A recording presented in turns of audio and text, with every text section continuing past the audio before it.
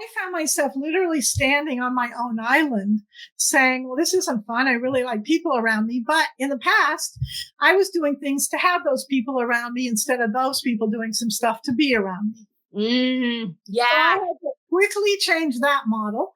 And I had to get a house cleaning done because there were all the wrong people around me. By the way, in my book, The Heroine's Journey, there's a whole chapter on people. I teach you how to deal with them, what to do, how to identify them, because that was my Achilles heel. Hello, Melissa Crook here on the F.E.E.L Podcast. I'm back here this week with a friend that has her own podcast and network where she also is working to empower women and help them live their authentic, healthiest lives. I got to guest with her a few months back, and now I'm getting to bring her over on the other side of the mic to be my guest. And I'm so excited to share Joan Perry with you today. Her work with the Heroine's Journey is game-changing for women. And she's also, everything she does is built around this passion she has for women to see a path forward, to find their joy, their prosperity, their freedom. She's got great insights on life and changes and how to navigate those. She's got a ton of credibility. She wrote the first book to women about their finances and in financial investing for women specifically. She is a pioneer in this space. And so I'm excited to bring Joan here to the F.E.E.L Podcast today. Welcome. Welcome to you and to all your people, your women, I suppose, mostly women listening. Yeah. So we're all in the right space because my work is designed specifically for women. So I'm thrilled about any conversation that we have where we come together and we talk not in the framework of the culture, which is, male centric, but we actually talk in language and understanding that lands on us as women. So couldn't be happier to be here. Oh, so good. I love the way you stated that. So true. So talk to me about this. You've had your own journey that has led you to the road you're on today. Talk to me about the role of self-care in your life, really prioritizing your wellness so that you can show up the way you want to. Well, it's funny because I started out in life, and I think this is typical, thinking that if I just made the outside look perfect, that all would be well. So I was well groomed, I was well educated, I was well dressed, I was, everything that would cause me to look like I had it all together. Yeah. And I proceeded down life and life kind of let me think that was okay for a while. Mm-hmm. And then all of a sudden, which is so characteristic of the Heroine's Journey, something big out of the blue came and blew my whole vision apart. Yeah. I was thinking this, and this for my future. And all of a sudden, none of it worked anymore. And all of a sudden I was having to sit back and go, wait a minute, Joan, maybe, just maybe. And then I love this saying, and I know you're going to pick up on it. And that's that I felt like I climbed to the top of the ladder, but the ladder was in the wrong building. Oh my gosh, that's so good. Yes. You hit on something so important. And I talk about this, but the way you said it, that is such a good visual. It's such a good metaphor because we live by these scripts that we were given as little girls, that if we follow this path, then we will be happy, content, all those things. And then we follow that path and it's like, this has nothing to do with my alignment, what I'm passionate about, what I care about. This is not a path for me.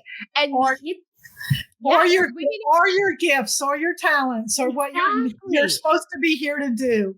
It all at that point misaligns. And I thought it was the biggest tragedy that had ever happened to me until I got out a little bit. And then I realized it was the biggest gift that had ever happened to me because having my whole life decimated. And, I just stop here and say that it was a divorce. It was a family estate problem. I mean, like my therapist said, there were so many fires. We weren't sure which one to deal with, first. But I was a hard nut to crack. And what did it do to me?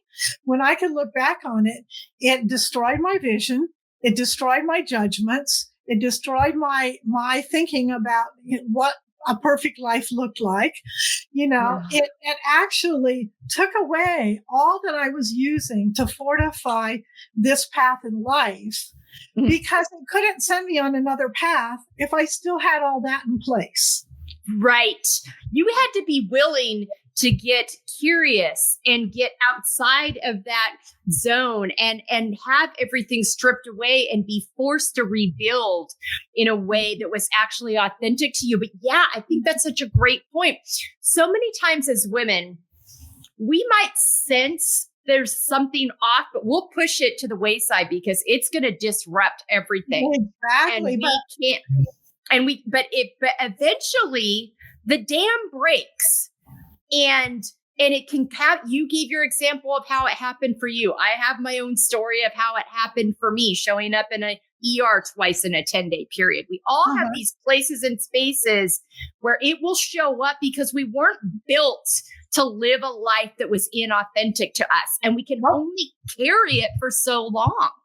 And you get down on your knees at this point. And I got down on my knees and I said, God, what if it all goes away? Yeah. And the answer I got back was so poignant. I said, God, what will be left? And the answer was you. That's so good, because we learn in this rebuilding that we had it all in us all along. We just had to learn to trust it and believe in it and trust that path instead of all these other scripts and narratives that had been thrown out of our way. And the thing is that I could feel it coming in on me. And the reason I could feel it was, but I tried to dismiss it really fast, is there was this little inkling in me that I wasn't quite so fulfilled and happy as I wanted everybody to think I was. Sure. And I felt the energy that I was trying to hold off. But eventually, what you come to is this life is bigger than what you designed. You are meant for more. And, oh, by the way, this energy that intends to transform you is a whole lot bigger than anything you can muster to stop. Yeah. Yeah. And it's going to have its say at some point. Yeah. So good. I love how you pointed that out. And that really goes nicely into, and I think we've reimagined what this means, but confidently setting boundaries. And what I mean is we're no longer going to allow things in that don't align with who we are, because we know what the other side of that is like. We're no longer going to attach our time or our identity or our value to those things that aren't true to us. So talk to me about that shift for you. A big one, because in my work, I tell you that there are 4 pillars to create your stability. Okay. One is financial. One is life force energy, health. One is self-worth. And the last one is people. And I can tell you that the problem for me was people. I let anybody in anytime. People stole so much from me. People, they wanted to put me down. They were jealous. We can make a long laundry list of that. But the skill I had to get in that moment is I had to clean the people out like I would clean my closet out. Wow. Yeah, that's another great metaphor. It was painful because I found myself literally standing all alone, going, I am all alone in this world. My family, that's another long story. There was no support there. Let's say that. So I found myself literally standing on my own island saying, well, this isn't fun. I really like people around me. But in the past, I was doing things to have those people around me instead of those people doing some stuff to be around me. So I had to quickly change that model. And I had to get a house cleaning done because there were all the wrong people around me. By the way, in my book, The Heroine's Journey, there's a whole chapter on people. I teach you how to deal with them, what to do, how to identify them, because that was my Achilles heel. Specifically, the man I was married to, who just, it was bad. He was cute though when I married him. That's how they get you sometimes. He was cute, sex with him sounded like fun, but when it came to all of the other inside qualities I needed, they weren't there. Let's just call it alcoholism and a couple other things like that, bipolar. Yeah. So, but my point is that in order to write my life, I had to do a house cleaning on the people in my life. And that's what you call setting appropriate boundaries. And I had to come up with a criteria where I was going to be supported, where I was going to be cared for, where I was going to feel the love come through them to me. Right. Because I had not been requesting that in the past. Yeah. And it's an example of how we teach people how to treat us. And sometimes we don't even realize it until we stop to do that, clean up that closet, clean up that house. And we look at what relationships show up for us authentically. Where do we see some reciprocity? And we're like, wait a minute. All of a sudden, when you show up with this new list of like, these are actually my expectations for myself. And those people are nowhere to be found because you're no longer showing up in a way that serves them. My father taught me I love this word, shape yourself to be liked by anyone, meaning give up anything that's, a criteria on your side to fit in to their accommodating you. Now that is totally the wrong theory. Yeah. Complete opposite. Yeah. So I was in a situation where I'd structured the people in my life so it wasn't working. Yeah. Wow. And in my book, I also teach you that the boundary that you're talking about is to create what we call a circle of love. Mm-hmm. Now, when I get up in the morning, I'm happy. Everybody I'm going to deal with, I love. I'm blessed to be in their company. I feel their love, and I keep myself in a circle of love so that should life get a little unstable, which it does at times, my whole work is about teaching you to get stable. Mm-hmm. When it does, I have people to go to. I have people to talk to. I have people who care about me. I have people who say, they'll not only be authentic and truthful with me, but they'll also care for me as a human being. Yeah. Yes. Yes. And my husband calls that, and we actually got this from Abby Wambach and Glennon Doyle on their podcast, but they talk about it in her book, and they talk about an island and my husband, when he read, he's like, that island piece where you invite people onto your island. And in order to be on your island, you've got to like show up authentically supporting and loving and caring without judgment, with curiosity, but always wanting the best, showing up for each other. And if those are not ways that feel authentic to you living, we can love you from afar. Yeah, we can love you from afar, but you're not welcome onto our island. And exactly. And I think that's exactly what that circle of love piece is we owe it to ourselves. Mm-hmm. And our value and our worth and what we mean to the world to allow only those in that are going to authentically love us and support us for what we are and not ask us to be something we're not that only serves them. Yeah. And when I learned that concept, I thought of it like a piece of property.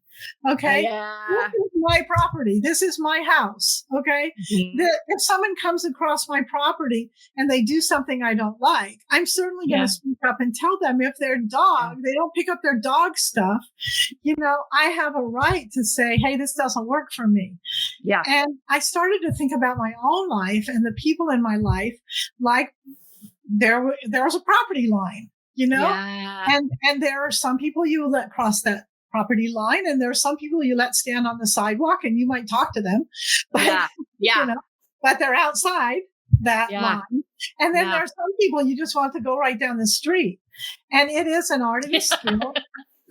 It's an art and a skill to dismissing. I would call her a friend because I thought she was a friend, but when I actually woke up and looked at the situation as it was, she was not willing to put herself out of the way.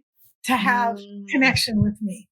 Yeah. And I wrote her this text and I said, I appreciate you. You're talented. I said, but here's what I want to tell you. We're not really friends. And I want to just say that we can stop pretending. Because that's what it was. Yeah. We've got this mask on and we're playing house with this thing and it's not real. And interestingly enough, she got very offended. But, and then she was like, I'm just not going to talk to you. Yeah. But it was great on my side because I was like, I'd already figured this out. Right. And I think that's a good example of you can't make people go down a path with you. That is their decision. But you can put parameters around what you will and won't allow in your life. It's like, listen, if this is going to be the case, I'm going to walk away or put some distance. You can decide to do with that what you will, but I'm going to make that decision for me. Yes. And if there are going to be people when you do that don't understand it or they don't like the shift, and it's not incumbent upon you to try to force them into something that they're not willing or ready to go on. No, she doesn't want to dive deeper. And I make things up. I want the world to act just like I want it to act. So I was making up that she was actually my friend.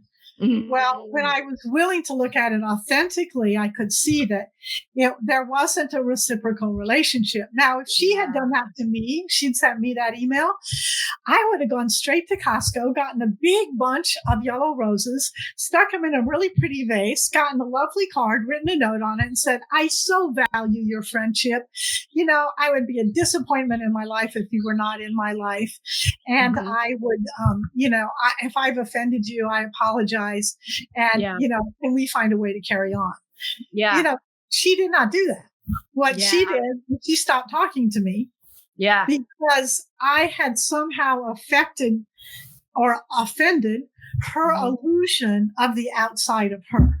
Yeah. Yeah. And you triggered something in her that has, nothing to do. I think that's what we have to so many times. People's hurts have nothing to do with us. They have to do with things that they've not unpacked and healed from themselves. Yeah. And that's not always true, but a lot of times it is. And I was curious over the next, I like to watch things kind of like a movie. Then if you click that on in your head, you don't take things so personally. So over the next couple of weeks, I just kind of watched. I mean, she goes to my church. So it's awkward because now we get to church together. But I was just curious over the next couple of weeks, would she miss me in her life? And I had no inclination that she did. So as much as I had to guard against letting my own ego be offended, I also had to say to myself, you made the right choice. I mean, yes. As you know, my life is very busy in podcasting and doing everything that we're all doing and what we're doing, that I don't need to spend my time, effort, thoughts, like you're saying. One of the biggest lessons I've ever learned in life is that I cannot manipulate people into being the people I want them to be. Yep. That's huge. Absolutely. And when you can release that responsibility from yourself, it is such a lifted weight. Like, oh, wait a minute. I've only got 50% in here. I don't have 100%. Right. Absolutely. So good. Oh my gosh. So talk to me about how this journey has impacted the connection you see between emotional, mental, physical health. These systems are all connected. You now help other women figure this out, but you had to figure this out first. So talk to me about that, the evolution of that. Well, the one thing I would say, and this is something I work on still to this day, what I realize is it's all connected. And I'm going to give you a quick example.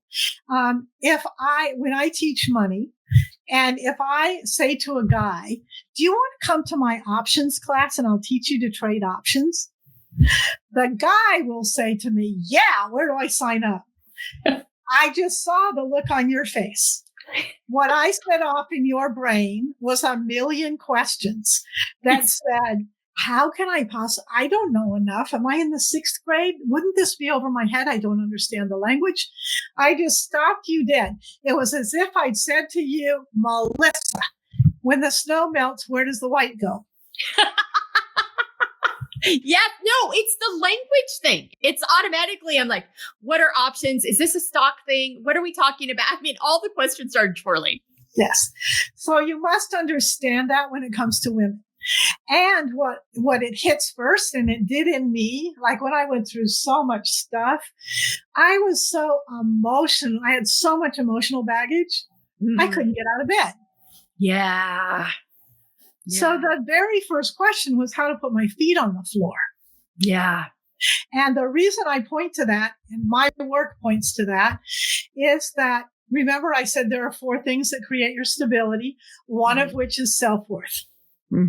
And self-worth cuts across all the lines. So if I try to teach you money stuff and you have a self-worth issue, and I'm the first to tell you my self-worth goes like this, I now have to recognize it. I now have to say, wait a minute, Joan, you are capable of doing this. You have lots of experience. But I have to tell you something really funny. This is so funny. Go to chat and ask chat, why am I capable of doing this? Oh, wow. So we're teaching our money core, our women in money class tomorrow. Okay. And because I have self-worth issues like everybody else, I'm like, can I really teach this? Because that's the garbage that your brain's trying to protect you. You go to chat, you type in, can I really teach you this? And chat comes back with all kinds of like, absolutely, you're awesome. You know what you're talking about. You've got a framework. It's really. Yeah, that's a great idea. See, this is how AI can work for us. Exactly. So, that's so good. So to answer your question, it all starts with self-worth. Yeah. And you're not going to improve your health, your money, your relationships until you start. And there's a whole chapter in my book about how you do that. There are a number of skills. And I'm here to tell you, I practice it on myself. You get hit hard about something, which I did last week as well. You have to make a quick check-in with your self-worth and ask yourself where you're coming from, because that filters everything. It does. So good. I want to stay here for a minute because this hits on something so important. And I just released an online course, and by the time this drops, it will have been released for a couple of months. And through that whole process, and I started doing public speaking in the last less than a year. And what I realized as I was doing this, rather than starting where I do with this framework on the podcast, I'm like, I've got to start with the layers part, because if women don't understand the importance of their value and embracing all of their beautiful, complex layers and seeing that in themselves, they aren't going to be able to move forward with the rest of this, because we won't prioritize what we don't value. And if we don't see ourselves as valuable, we won't invest in anything or put our time and commitment or belief into that. So I'm so glad you hit on that, because that you and I have a ton of common themes on how we approach this. That's another common theme. It has to start with knowing your own value and worth. Let's look at it. We're going to the beach. Okay. We go into our bedrooms to put on our bathing suits. I start with, I'm too fat. I can't do this. I don't, why am I like this? Okay. You got to go into the bedroom. You put your bathing suit on and you're like, I'm terrific. And it's a day at the beach. Who's going to have more fun? Oh yeah. Who's going to be more creative? Who's going to be more creative? Who's going to come away with joy, prosperity, and freedom? Yeah. It all starts there. And quite frankly, we're not taught that. No. And I would go so far as to tell you that the culture is perfectly designed to destroy a woman's self-worth. Oh, yeah. It's built when you have systems that are built out of patriarchy for thousands of years. And this isn't hating on men. This is just the reality of what it is. There have been these power structures that have been set up in multiple cultures for thousands of years, when all of a sudden we're talking about women being empowered and knowing their value and worth and inviting other women to come on the journey with them, all of a sudden the powers that be that like the way the systems are set up, because it works for them, get really nervous and try to do things to break that down, create competition between women, create these narratives that just silo us and keep us, because they know if we come together and know our own power and our value and do it as a unit, that nothing can stop us. So absolutely want to back that up 100%. You want to hear something funny? So when I wrote A Girl Needs Cash, which was my first book, and I wrote letters to Glamour and, the women's magazines, and I said, I'd love to write a column for you. Yeah. And I got a letter back. I wish I'd saved it. It said, you know what, Joan, that's a nice idea, but our readers are not really interested in money. Wow. Which is problem number one. How do they expect you to buy all this expensive stuff if you don't have money? Exactly. That you're all trying to sell and appeal to all of our vulnerabilities and insecurities in doing so. Because let's look at how the culture treats us. The culture says, I mentioned those 4 things. Mm-hmm. The culture teaches us in money, have a lot of credit cards and max them out. Yeah. Well, your self-esteem is directly tied to your debt level. And you cannot have a lot of self-esteem if you have a lot of debt. Okay. Yeah. The second one is physical. Okay. They ply us with products. And you can't sort through all the stuff they're telling you to do. Yeah. And they tell you you're fat, you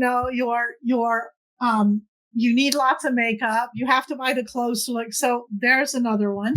Yeah. Okay. When it comes to people, they diminish our voices. Yeah. Yep. Yeah. And when it comes to self-worth, it's not a surprise to us that the world thinks we're second-class citizens. Absolutely.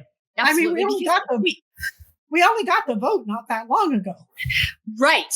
Yes, that. And when we walk into these spaces, women are gaslit all the time. The medical industry and areas and health spaces is another example where we're minimized and gaslit historically. There's still barely real research going on women's health.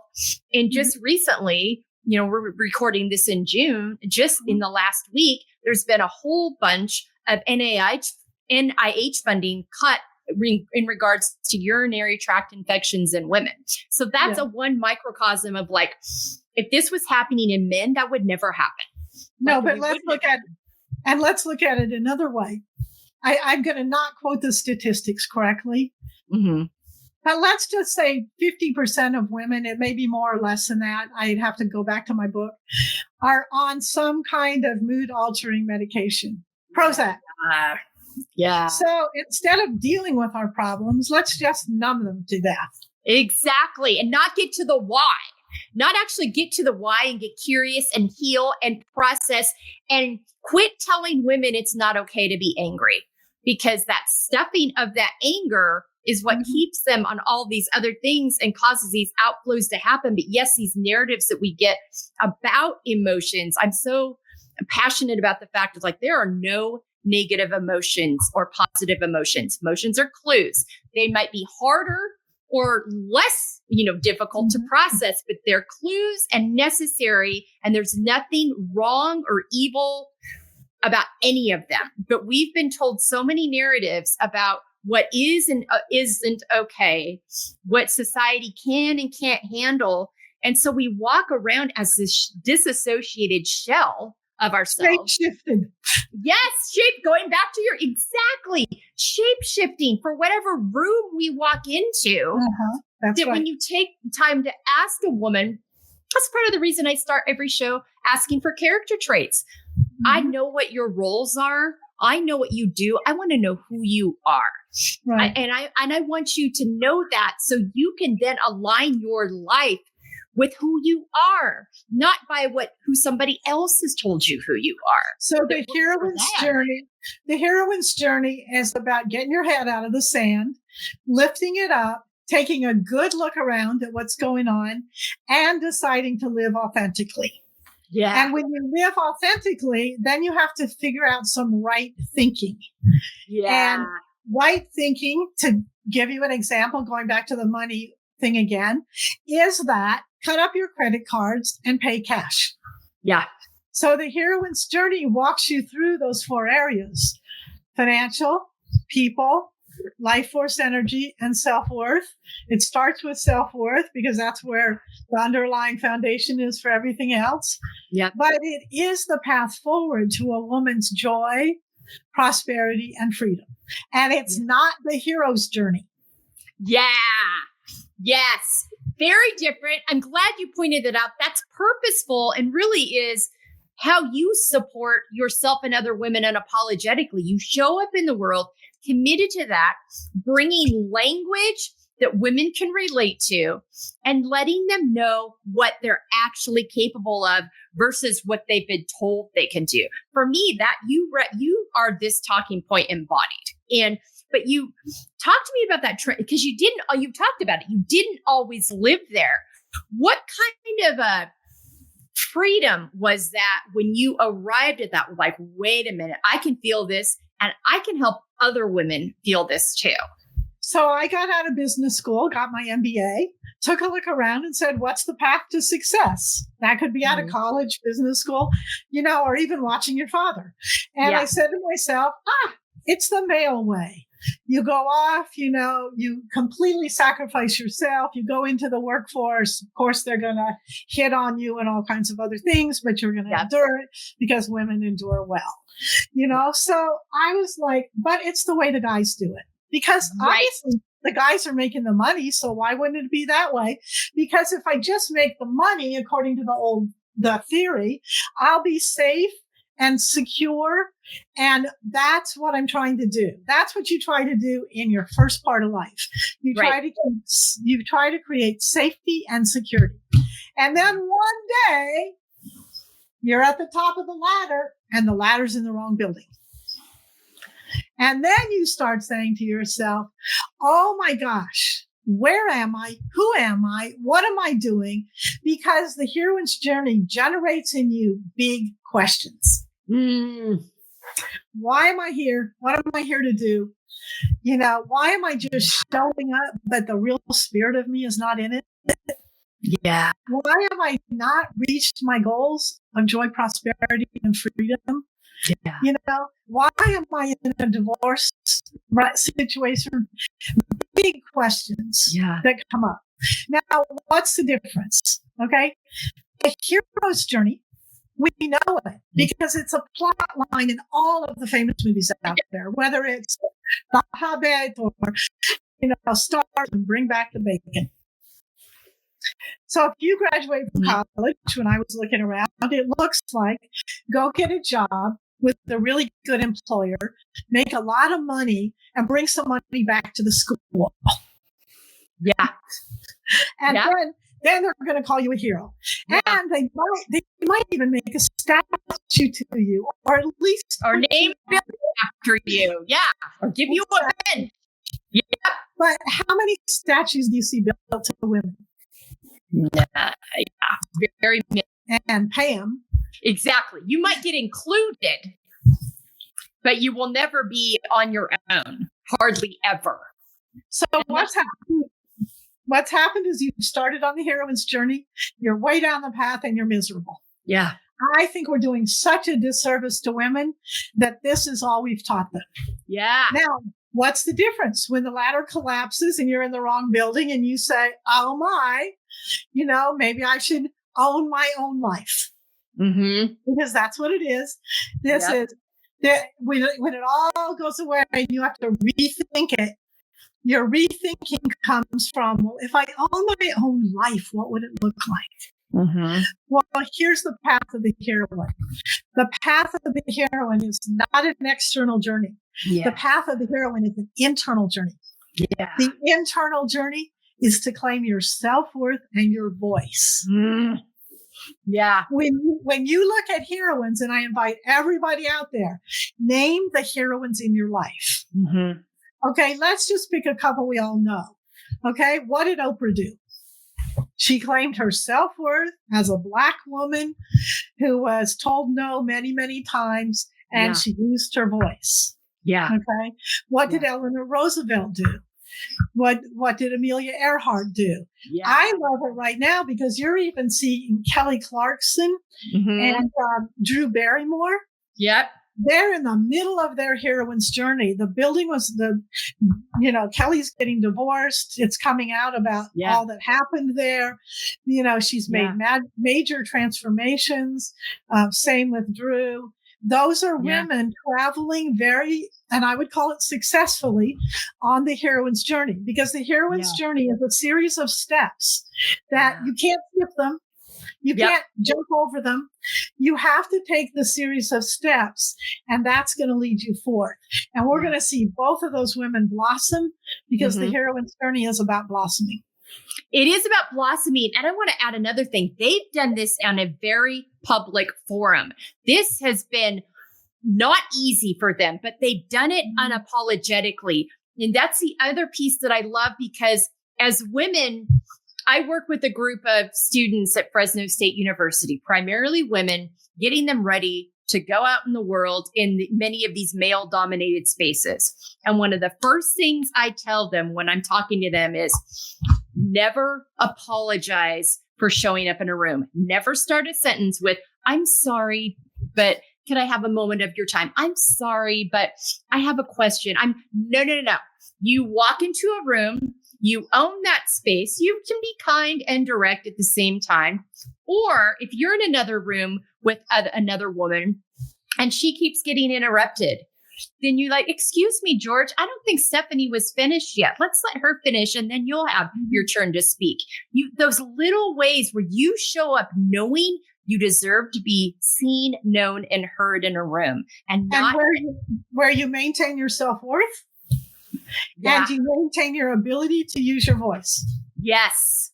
And that is teaching people how to treat you and showing up in your own value. But again, like you and I both said, it comes back to knowing your value, because if you don't know your value, you aren't going to be willing to take that risk, because there are some spaces where that's a risk. And then you're like, well, then that space isn't for me. I won't go into that space. I talk to them a lot about, look at the cultures you're going into. Look at the narratives around it. Look at the spaces and places. How do you see women positioned? So many things. This is just in a corporate business setting, but again, knowing that value, knowing you deserve that you have a voice, but listening and trusting to your inner knowing. I always go back to, I think about my 3 and 4-year-old self, and then I look at my 6 and 7-year-old self. There was a drastic shift in how I showed up in the world, all based on the narratives that I was getting in the environment around me. I was a very free-spirited, pretty bold 3 and 4-year-old. I very quickly became a very timid and quiet 6 and 7-year-old until I kind of found myself again in 5th grade to a certain degree. But even then, I didn't fully find myself to many years later. But I had to, and that is not an uncommon shift that we see in little girls. They start getting the messages around them of what you talked about earlier, of what's acceptable, what's okay, the shape shifting. And it's not authentic to who we are. What if we just allowed our little girls to just be who they were? And quit giving them these scripts that. Well, what you do after you fall off the ladder, then you decide, what's up with this? I'm going to live an authentic life. Yeah. And then you have a completely different point of view. Because you're no longer willing to shapeshift. You're no longer willing to, and like you're saying, we're not talking about, tearing the world apart or being whatever. We're talking about letting your own truth speak. Yes. And that's what the heroine's journey is. Yeah. The plot line, this is an interesting thing, and you and I have said this, the plot line on the heroine's journey is the same for every woman's life. It's a universal journey that we all take. Just like the hero's journey is a universal plot line that runs through a variety of different movies for the course that a man takes to become his blossom self. Yeah. So the plot line is the same. So you can learn a lot. When you look at the plot line and you're like, oh, this is how it works. You can put your past into perspective. You can know what to do next, and you can have hope for your future. The only thing what's different is our stories. Yeah. You and I get together and we tell our stories. Drew tells her story. Kelly Clarkson tells her story. But I'm telling you, all the stories are on the same plot line. Yeah. They really are. Magic. Yeah. No, that's such a good point. And I love that. And that story piece, because story is invitation to allow others to share their stories. Oh, she can do that. I can do that too. Mm-hmm. Look at the power in that. And because the heroine's journey really leads you to knowing your why and values, which is, and the importance of knowing your why and values and then aligning your life with that. And that's what the heroine's journey allows you to do, to get curious and to identify, oh, all right. Now I understand that wasn't my why or values I was living out of. That was the script. Yeah. This is my why. We're going to shift to that. I'm going to live out of that. That's where I've always been. I was always intended to be. I'll tell you another thing too. And that's that when you fall victim, which when you fall off the ladder, you're like, I'm a victim. Somebody did it to me. You've got that whole stuff to deal with. Right. You got to unpack all of that. Sit on the floor, cry for a period of time, close all the shutters, have a real hot bath. It is part of the process. However, that's not the whole way you want to live your life. No. So then you start to say to yourself, how do I pick myself up and get out of this? Mm-hmm. Because the truth is you have to go from victim to heroine. Yeah. Because you got to participate in your own journey. I'm so glad you brought this up. This is the accountability piece. There are all these things, these scripts that get us to this certain point. And then we have a choice. We can continue to be the victim and live in that stuck place, or we can make the choice of like, I'm going to choose different for myself. I'm going to change the script. I'm going to adjust the script and the narrative to what's authentic to me. I know this is going to be hard. I know I have some healing to do. I know I have some narratives that I need to unlearn and relearn. But I always, I tell women when I work with them, and I know this is true for you too, you got to participate in this. There is this framework that I know that can support you, but you've got to be willing participant, and there's an accountability that goes with that. And here's the problem. And I've lived this a million times. I even lived it 2 weeks ago, because when your self-worth plummets and you're sitting on the floor and you want to cry and suck your thumb, okay, what happens? What happens is you feel hopeless because you don't see any options. Yeah. You can't see your choices. When you can nurture yourself enough to get your feet back on the ground, then you can see some options. Yeah. And the truth is there are always options. There's always something to do next, as long as you're still alive. There are other options. You might not have thought of them. When you think of them, you might not even like some of them.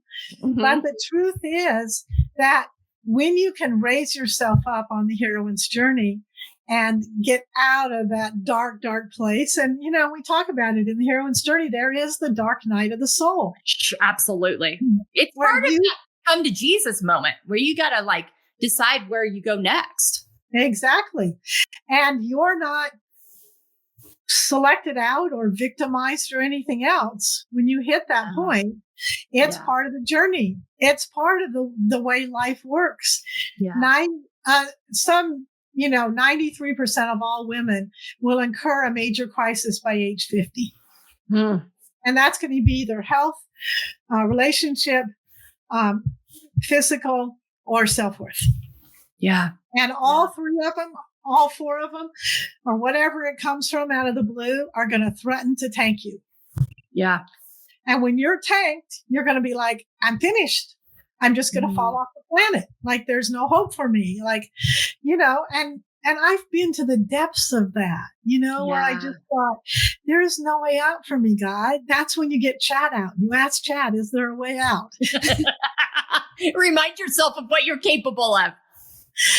Ask Chad, what are my skills? And Chad will come back and tell you, you can speak English. You can add math, but in those moments, your brain naturally closes everything out. You don't see any options. Yeah. So the first thing, and that's why self-worth is so important, to soothe that, and then some options will appear. And when the options appear, you can start to put one foot in front of the next. And that's the teaching of the heroine's journey. Yeah, so good. And then it also allows you to start living out of your own expectations versus others' expectations. But then you've also got to communicate those expectations to people. People aren't mind readers. They don't, especially when you're making shifts. So talk to me about what it was like for you when you started communicating these expectations you were living out of for yourself versus how people had been accustomed to you showing up before. Well, first of all, I want to say that I actually love it when a woman comes to me and says, Joan, I've just been blown out of the water and I'm done. That's the place I love to work with people, because there's so much hope and inspiration there. There's such a need for a lifeline, and I want to encourage all of us listening and to, turn around and pay attention to what's going on with your girlfriends. Because at some time or another, they're going to encounter it and you want to be there for them. So I actually, when people find me in those moments, that's where my work starts. Yeah. Yeah. Because when you get to that point, you're willing to listen and try anything. Because, and that's when you're willing to get curious. That's when you're willing to redefine the script. That's when you're willing to go on the hard journey and walk through the mud and listen to and quiet yourself, because we live so disassociated from all the rumbling. And that's why I'm answering your question the way I am. Yeah. Okay. It wasn't just to pick a spot in my life. It was to say that is the most fertile ground you can have. Yeah. Yeah. Yeah. Because being at the end of your rope and figuring out your way out of that outweighs all of the other things. You're just like, this comfort, this path, this job, this relationship, this house, this car, all of this has not served me. That's right. Everything is completely disrupted. You have to get clarity on the fact that you can let go and not fall apart. Yeah. Yeah. Because and that you have it all in you. You have it. That's why God said to me, you have you. Mm-hmm. And my first reaction when I got that message back was, it was so funny. I was actually amused at myself, because I was like, that was not what I would have expected. But God, that's good enough. Yeah. I'm going to start with me. Yeah. That's good enough. And for the first time in our lives, so many times, it's the first time we've just started with us. Like, exactly. We've never even been given that option before. Because I was be selfish to do that. I was so busy creating security and comfort and safety that I wouldn't have even considered, what's my gift? I was on the floor trading bonds. Okay. Yeah. Where if I put yellow tulips on my desk, everybody objected because all the male testosterone around me was not going to have that. So I had no part of me there. Wow. But yet I thought that's what I needed. Because I was going to make some money. Yeah. Yeah. And it goes back to the shape-shifting piece of, but it also points to, and you said this earlier, and I think it's really important to remember, of how resilient we are and the ability we have to adjust to situations. But what we have to come to is that non-negotiable of like, I will no longer abandon myself to show up for someone in a way that feels acceptable to them. I will no longer abandon myself.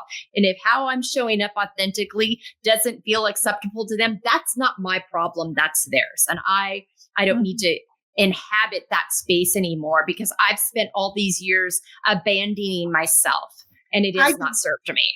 I didn't have the skill to see things out of my own eyes. Yeah. I got very skilled at seeing them out of your eyes. What do I need to be or do to be acceptable? Now I'm going to tell you the heroine's journey is going to teach you some really, really important things. One is courage and strength. Yeah. You have much more courage and strength than you ever thought you did. Number one. Number two, there is a bigger picture out there for you than you ever conceived by yourself. And your life is going to be limited if you only live. Like I used to like to say, life is like a box and you're inside the box, but the directions are on the outside. That's true. Oh my gosh. Yeah. So true. Absolutely. And the next thing I'm going to tell you is that the heroine's journey and this life have a funny sense of humor.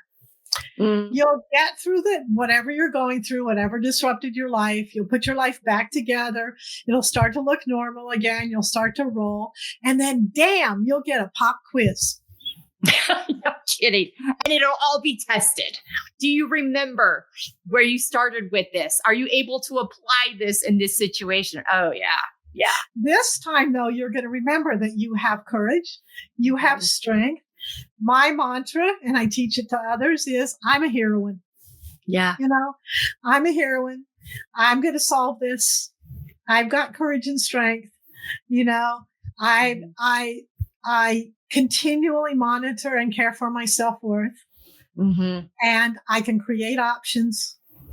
And so I might not be able to see how it's going to look because the pop quiz might be just happening, but I can participate and create the vision that I'm looking to create. And I'm telling you, I've had a number of pop quizzes. Oh, yeah, absolutely. I mean, life's full of them. Sometimes I say, God, I know you really love me and I know you're really paying attention to me. And I know that you're just, overwhelmingly kind in how you're trying to help me. But could you go work on someone else today so I can have a chance to breathe? Yeah. Because sometimes it feels like that. It does. It does. And then you got to remind yourself of those resources that are within you that you have and pick yourself up. But it's having that framework to go back to because you can still see your choices within that. And you can, you've got you've got what you need to get yourself back on track. So that makes a huge difference. Talk to me about accepting the layered aspects of yourself, all those pieces and parts, because you and I have both had these journeys where we got to this point one way and then came out on the other side with realizing what we're actually capable of and who we actually were. But you have to learn to accept all those layers that happened before that and acknowledge them. You don't have to love them, but this for me is where curiosity really came in. I had to get curious rather than judgmental about those decisions and places I was in order for me to move forward with acceptance and acknowledgement and kindness to myself. What you're raising, Melissa, is just a huge point because you will stay a victim as long as you can't do what you're talking about. So the first part of the journey, I mentioned it earlier, it's to put your past into perspective. If you're still running around saying, they did this to me, that happened. I mean, my story is horrific. Okay. Some people came into my life and it was my own family that just destroyed my life, burned it down to the ground in 1 week. And, is it going to help me to carry that? No. So I had to do the work internally. And that's what you're talking about to put my past into perspective so that I can look at it now. And here's the thing. I made lemons out of lemonade. I made lemonade out of lemons. I mean, how did I write this book? It was, and so I get to give this great gift to the world because I got to see my own journey, lay it out for other women. And I would never trade that. But what you're pointing out is the strategic sticking point. Mm-hmm. That being, you have to come to grips. And part of that coming to grips is owning your own life and taking responsibility. Yeah. Okay.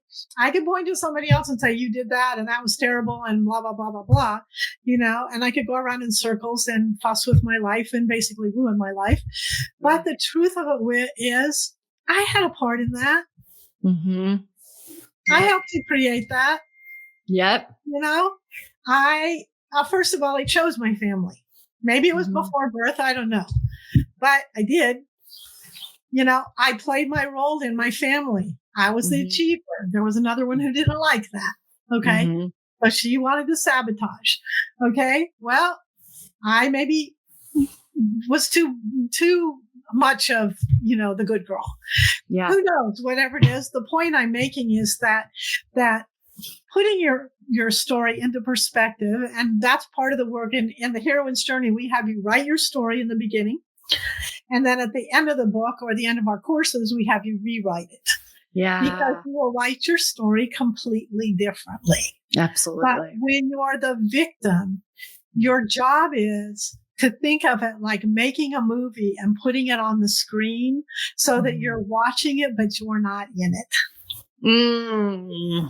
Oh, I like that. That's a really good visualization. And that takes the judgment out of it. And it allows you to approach it from a neutral standpoint.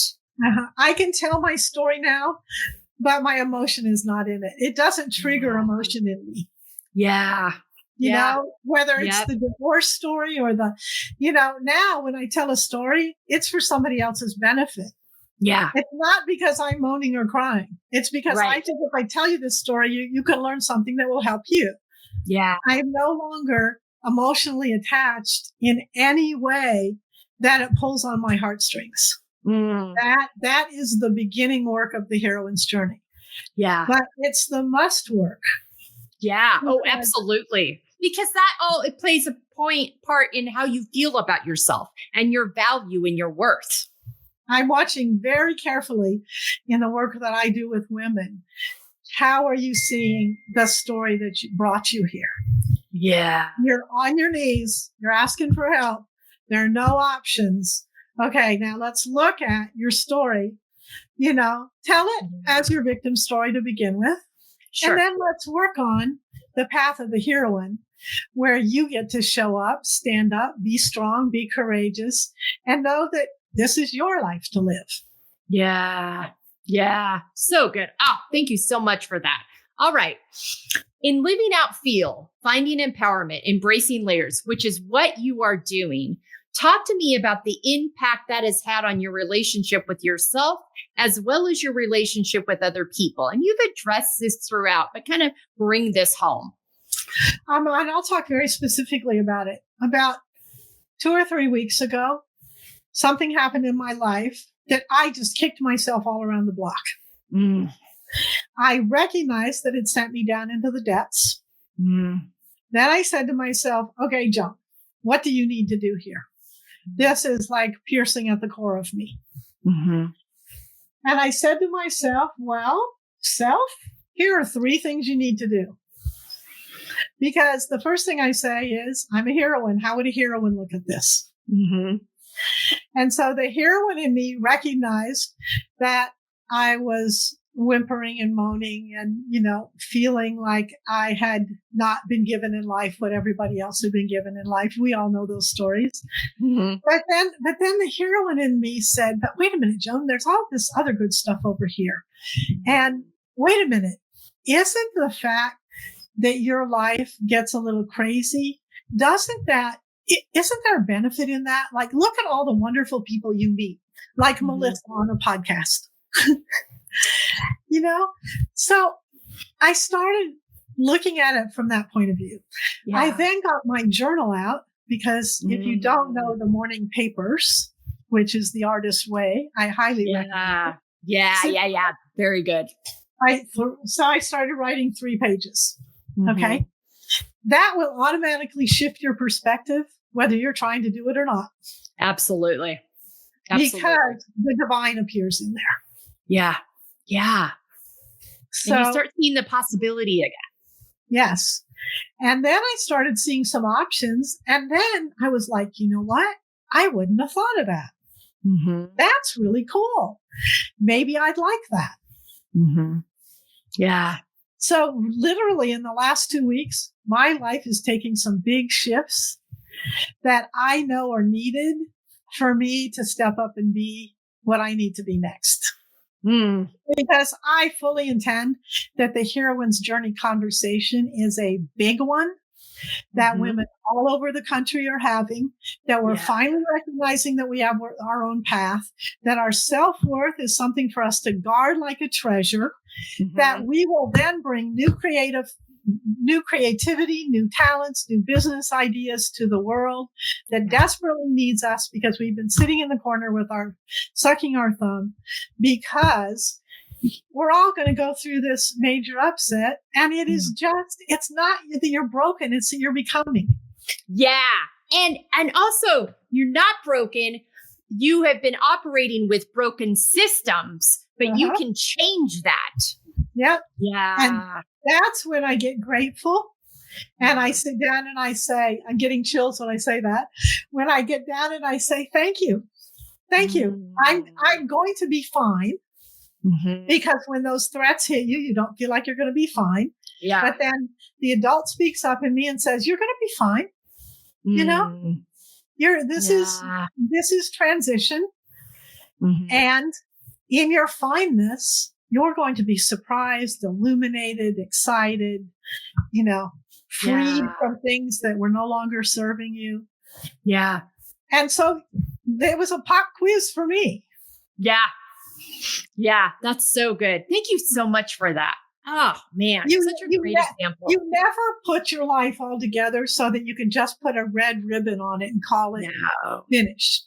I think right up to the very end, and then the question is, how fast and how far do you want to go? Yeah. We look at other people who we've seen go through major upset, whether it's the public figures we were talking about, or, maybe it was your a relative or maybe a best friend, and when they're stuck and when you're their cheerleader saying, I want you to get up and get going because I see so much more in you. Well, you've also got to see so much more in yourself. Right. Right. And I think that's another thing to consider when you have a pop quiz and you start going down that old narrative of language that's not very nice to yourself. You stop and wait a minute. What would I say to my best friend, my sister, my coworker in this scenario? Let's backtrack. I know how to talk to me. I know what my value is. Because I think, that's such an important piece to remember too. Oh, yeah. And that's showing up for each other. So ask chat is one of my first pieces of advice. And my second is I have these cards on my desk that are about raising your state of mind. Listen to the one I drew during that time. Going against yourself is a violent act to your soul. Ooh. Wow. So I was like, I think I should rethink that. Yeah. Oh my gosh. That's such a good that'll get your attention real quick. It's here we go. Oh my gosh. So good. Thank you for sharing that. So good. Don't abandon yourself. I love that framing because there's an urgency to it to help you get back on track. I love that. So good. All right. We are down to the rapid fire. Name 5 activities that nourish you. Oh gosh. That's hard for me to pick just 5, first of all. That's a good problem to have. I would have to say, first off, it's playing with my 8 dogs. I have 8 of them. Wow. So there's always a lot of love, happiness, joy, into the moment, show up, we're so glad you're here. Enthusiasm going on. So, that's definitely a big one. I mentioned in the second one, and that's the morning papers. Yeah. I'm always so pleased after I've given myself those moments with my cup of coffee, to see how supportive they are of me. Yeah. So good. I love that. The third one would say is I love the water. So, whether it's a beach walk or I have a sailboat or, just, and I'd even be more broad than that, just to say it's connecting with the fact that there's a force bigger than you are. Yeah. Nature, absolutely, all that, that's really, really lovely. Mm-hmm. And there are times when I just take myself out of the day and I say to myself, just what do you want to do that's just nice? I did that last night because we're preparing for our webinar tomorrow, and and I've been kind of white knuckling it a little bit, and I was like, a bath would be good. Yeah, there we go. How can I reset and refill so I can show up the way I want to in this, refreshed and creative? That might be a massage. That might be a hot bath. That might be, any number of other things. And then I think the fifth one I would give you is to really reach out to my circle of love. I know there are people in my life who love me. Yeah. And when I feel their love and I'm inspired by them, it makes it all okay for me. So good. I love that. The power of those relationships and people that are for you. So powerful. So good. Yeah. All right. 5 words on how you want to feel the next 6 months. Oh, gosh. I want to feel, I get chills when I say this. I want to feel that I'm a supreme conduit to women engaging in this path forward for their lives of joy, prosperity, and freedom. I mean, I want to feel that I am very central to that process and to a very large group of women, all of them becoming the heroines of their own lives, so that they can go from really the desperation I felt, the unseenness, the dismembering, the whole idea about women are worthless after 50, to this, sense of contribution and joy and deliverance that I have now. So that's my big one, Oh, I love that. Yeah. I want to feel loved. I want to source my life force energy. I want to continue to create abundance. I have a friend who owns an animal rescue, and I love to support her efforts in the animal rescue. Yeah. And I want at all times, which I haven't mastered yet, to live totally in my own self-worth. I'm still working on it. It's a work in progress. Yeah. I'm not saying I'm there. I think when you're there, you probably might get a pink slip that says you can leave now. Yeah, honestly, because it's a journey. I think you're right about that. I think it's accepting that instead of seeing, I'm going to go do this, I'm going to apply these principles and I will arrive. And it's like, no, you'll learn, you'll grow, you'll unwrap some things, you'll heal some things, you'll embody some things, and then something else will happen to bring something else up that will allow you to learn and grow and unlearn again. I mean, so I agree with you on that. And the whole thing I was describing that happened 2 weeks ago, it brought right back into my face the emotion I felt in the family situation that was so impactful on my life. Yeah. It's a pop quiz. It is. Yeah. And I had to really ask myself, do you now see it as a movie on the big screen? How are you going to put this into perspective so that it serves rather than diminishes? Yeah. Yeah. That whole framing and how we're able to process and walk through that and make sure that we're tapping into the resources that are going to encourage us and nourish us to move forward rather than taking us backwards is that's a huge part of it. You have to be able to do that. And the older you get, the more you realize it's not endless. Yeah. So do I want to suck all the honey out of it. Yeah. All the good that I can. Absolutely. I don't want to spend any more time experiencing emotions, because that's what life is. It's all about experiencing emotions. Yeah. And I want to do my best to to create the emotions that help me live the fullest. Yeah, I love that. Oh, so good. All right.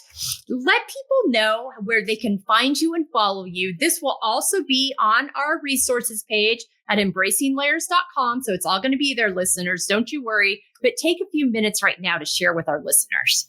Thank you for asking. I appreciate it. Absolutely. So I invite you to go to heroinesbook.com. That's heroinesbook.com. And on that site, you'll find a free plus shipping copy of my book. I invite you to read it. Please do. It will transform your life. I promise you, it will create a whole new life for you, particularly if you're down where we were talking about. It's my gift to you. From heroinesbook.com, I invite you to come to my podcast, which is The Heroine's Journey with Joan Perry. You can find it on all streaming devices. Come listen. Our discussions are as in-depth and magical as this one's been with Melissa, which I so appreciate. And if you start with those two pieces, you come into our community where you will be well loved. Theheroinesbook.com and The Heroine's Journey podcast with Joan Perry. Okay, great. And we'll have all those resources there. And then anything else that you're engaged in, you're doing some webinars right now. We're going to have links to all that information. So many ways that you support women. Thank you so much for who you are in the world. Thank you so much for how you show up. The power and the passion, it's palpable. And it's just another example, women, of what we're capable of. When we believe in us, when we tap into us, when we trust us, that we can do amazing things and we can live our healthiest, most authentic lives. And there's all sorts of resources. And women like Joan and I here, we want to support you in that. We want you to have that heroine's journey. We want you to tap into and feel and experience all that you are. Absolutely. So good. All right, ladies. Thanks so much for being with us this week. Take good care of yourselves. Treat yourselves well. Really dig into that value piece and know how valuable you are. Trust that. And if you need help with that, you know where we are. Tap into that. We're here to help you and support you. And have a great week. Hello, and thank you so much for being with us today on this episode of the F.E.E.L Podcast. If you would like more information on how you can apply these talking points that I share with our guests in each episode to your own life, really utilize this F.E.E.L framework, go to embracinglayers.com, fill out our contact form, and let's set up a free 30-minute consultation to talk about how you can start living your most authentic, organic, healthy, feel-fueled life. Thanks again for being with us today. We'll be back to you soon with another episode here on the F.E.E.L Podcast.